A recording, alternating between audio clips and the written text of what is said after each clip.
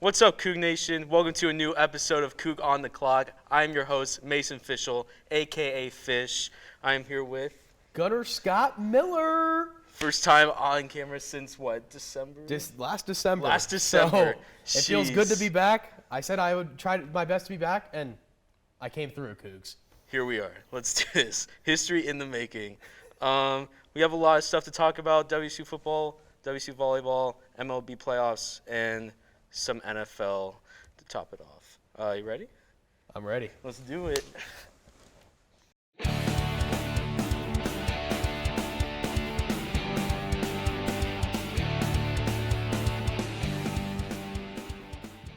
All right, our first topic, WSU Football. WSU lost a heartbreaker to USC, University of Spoiled Children, or University of Southern California. They lost 30-14. Gunner, you got anything to say about this? Well, my first kind of spiel of the game is just kind of what I saw. I don't like to talk about it often, but I really think we should talk about the refs. I have not seen a game that poorly officiated in a long time. And now it's coming out that the head ref was a USC alum. So that makes me think even more. I don't like to talk about that. I don't think the Cougs win either way without the refs being like that. But I would always like a game to be fairly officiated no matter what it is. And I think mostly because of why we lost was more of the Cougs offense. I think the defense played phenomenal. Mm-hmm. Yeah, I mean, they only allowed them 30 points or something like that, which is okay. Compared to all the other teams that USC has faced. But a lot of those, the points were scored in the fourth quarter, too. Yeah, in garbage time. So, I really realistically say they only gave up 20, 24 points. Yeah. Also, can we talk about that targeting call on that O lineman? That's where I come in with the refs. A block in this area should not be, targeting. And I know USC was a little mad about their targeting call, but at least that was helmet to helmet. Yeah. That was just a normal block, and it wasn't even blindside because the USC guys saw him coming. So, like I said, I don't really care, too much about the refs' play because I know we would have lost either way. Yeah. But just you always want a game to be fairly officiated. That is true. Also, USC's number 6 in the nation, and they clearly showed that. Cam Ward, 19 of 32, 172 yards and 2 touchdowns. It was all right. And then Jalen Jenkins, what a performance he's had this past game. 13 carries, 130 yards, and then 2 receptions for 54 yards.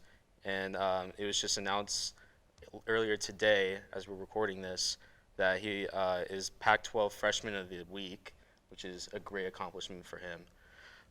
And then, WSU travels to Corvallis to play Oregon State. I will be there, boots on the ground, so that's going to be awesome to see. The Beavers are currently 4-2.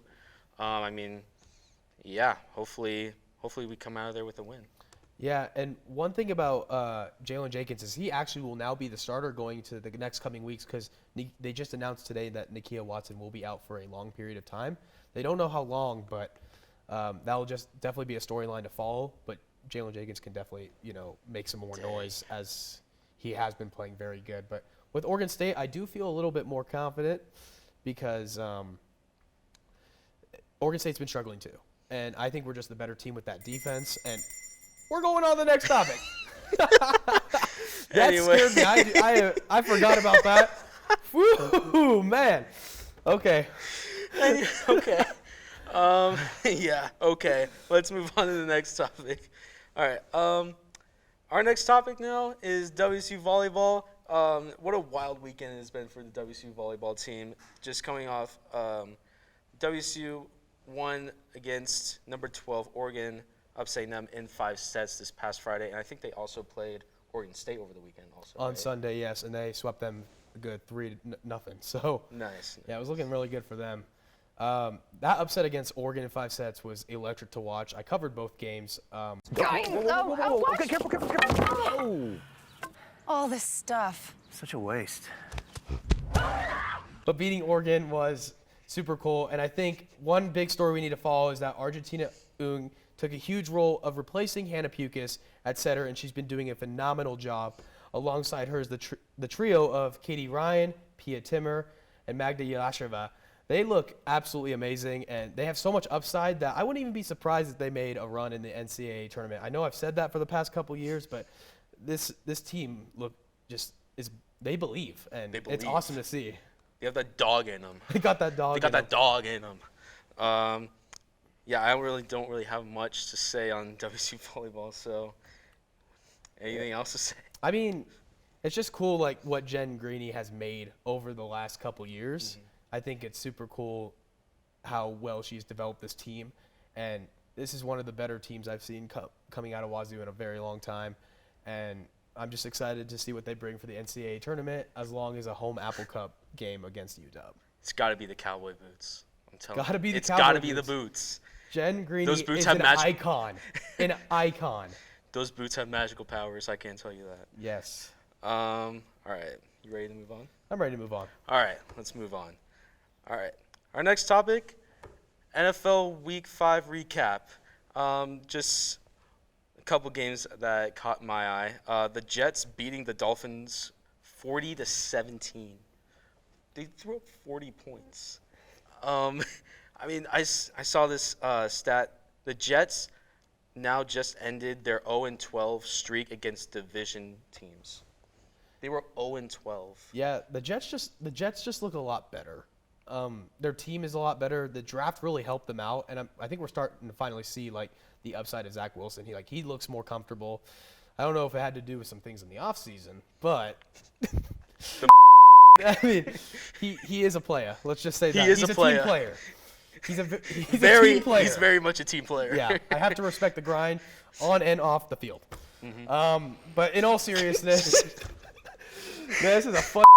Anyways, some other people that stood out. Breece Hall had his coming out game. That was it's absolutely insane. 18 carries, 97 yards, and a rushing touchdown. And he also had 2 receptions for 100 yards. A lot of fantasy owners have been waiting a very long time to Very hear long that. time.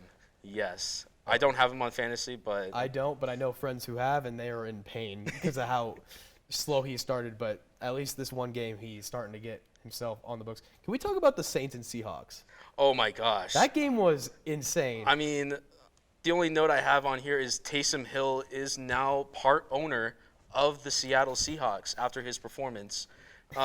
Did he rush for 3 touchdowns? He rushed for 3 and passed for 1. So Dude's a Swiss Army knife of the century. He's insane. And as a Seahawks fan, Taysom Hill, I thank you. We're trying not to get the number 1 pick, but you're not going to let that happen, and I appreciate it. I want that number 1 pick. The tank But for Bryce also, Geno Smith is making a name for himself. He is. It's awesome to see that. I thought the defense for the Seahawks would be what kept them alive in games. It's been quite the opposite. It's Geno Smith and Tyler Lockett and DK Metcalf and that whole offense. Ladies and gentlemen, it is now time for that time of the show. It is the obligated Cowboys talk segment. We have to do it. Sorry. So the Cowboys played the Rams, the defending Super Bowl champions, and dethroned them, as we should. We still did it with Cooper Rush. It is still rush hour, and it still will be, maybe when Dak gets back. Just a hot take there. I know Gunnar was saying that earlier. Yeah, I think Cooper Rush is kind of making a name for himself where he's making it hard for the coaches, especially with how bad Dak played before his injury the first game, and Cooper Rush just looks lights out. It gives the Cowboys a hard decision, but I think they'll go with Dak because that is their franchise guy. And then Tony Pollard, of course, had a great game also. 8 carries, 86 yards, and a touchdown. I mean, Zeke also had 22 carries, but had less yards. Our Anyways, bell ringer really wants us to move on. Jeez. It's okay. It happens. One last thing. The big thing about this past game, it's all about the defense. I mean, Micah Parsons had 2 sacks. Dorrance Armstrong had a sack. Blocked punt, and a scoop and score at the very beginning of the game, I think, right? Yeah. That was a great game for that defense. And then Michael Gallup had a great game also, 4 receptions, 44 yards. Yeah, but, I mean, he had a really good toe drag swag catch at the sideline. That was pretty cool. And we're really good. We're really glad that Michael Gallup is back. Sorry. All right. Ready to move on? Yeah, let's talk some. Baseball. Yes. Oh, sorry. Let's talk some baseball. Yes, let's talk some baseball. All right, MLB Playoffs. It was in full swing this past weekend with Wild Card Weekend. Some great series. I'm just going to go down the line here. The Phillies sweep the Cardinals. The Phillies will now play the Braves in the NLDS. The Guardians, the Cleveland Guardians, not the Indians, the Guardians. They sweep the Tampa Bay Rays. Also, the Guardians hit a walk-off home run to win the series in Game 2. That was absolutely electric by, what's his name, Oscar Gonzalez? Yeah. Yeah, the dude whose walk-up song is SpongeBob SquarePants. Let's see. And the Guardians will play The Yankees. the Yankees In the ALDS. Yep. Yep. I know our boy Evans ready for them to get eliminated. Yep. Every year. Every year. Every year is the same thing. Your star pitcher is just gonna absolutely crap the bed every time. You're right. And then the Padres beating the Mets in 3 games.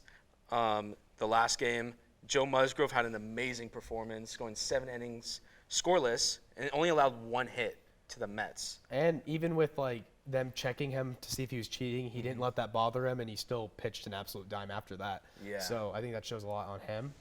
So yeah, and then the last one, the Seattle Mariners are on to the ALDS. I cannot believe it. No one gave us a shot against Toronto. I am so happy.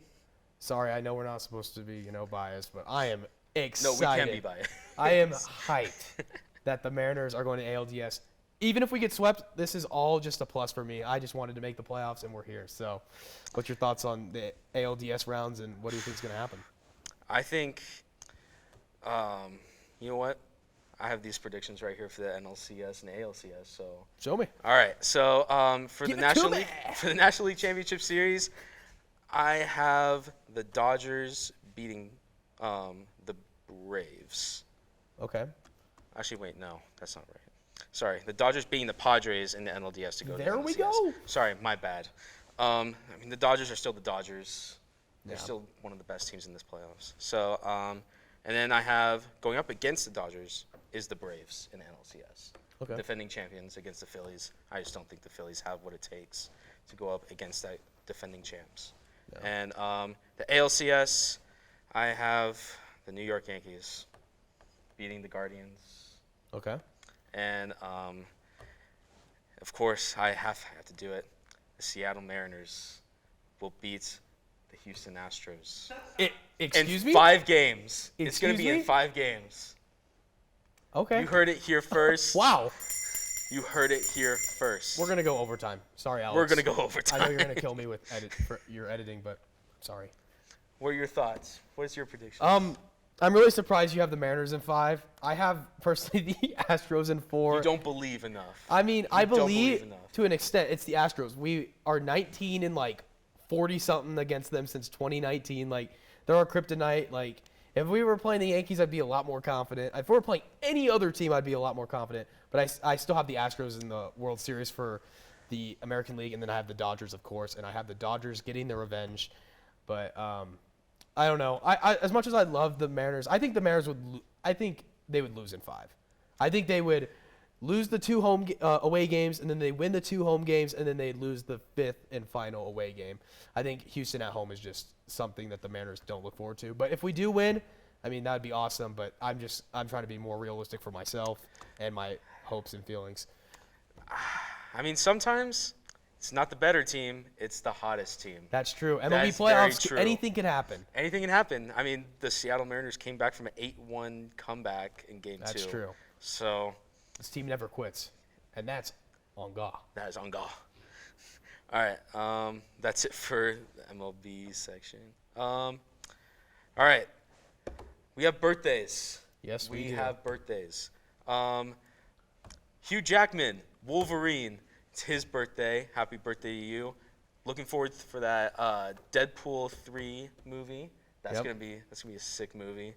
And then Josh Hutcherson, that one dude from the Hunger Games. I think his name. Happy birthday, Josh Hutchinson. My sister loved you for about 7 years of her life, and I never heard the end of it. So thank you for being a big part of my childhood. I really appreciate it. Do you have anything, Gunnar? Yeah. I mean, birthday is Josh Hutchinson. He was a big part of my childhood. Hunger Games, my sister loved Hunger Games. Never heard the end of it for about, that 4 years of that saga. But should we talk about this day in history? Let's do it. This day in history, in 1929, wowza, the Chicago Cubs blow an 8-0 Game 4 lead against the Philadelphia A's, and they won to go on to the NLCS. I've heard this story before. And it just happened.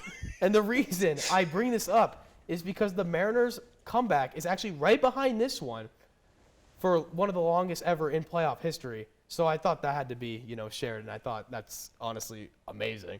History tends to repeat itself. Yes. That's all you can ask for. All right, I think that's all we have for today.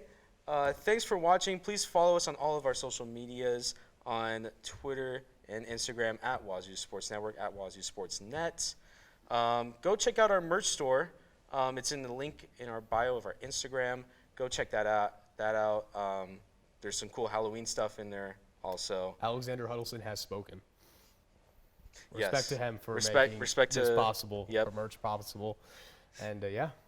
Yeah. Also, maybe new merch for this show. They're always coming out weekly, no. so. Okay. Well, that was awkward. That was awkward. Anyways, we're going to end the show there. Coug Nation, let's ride. Yes, sir! See you next time. Gunnar Scott Miller signing off for now.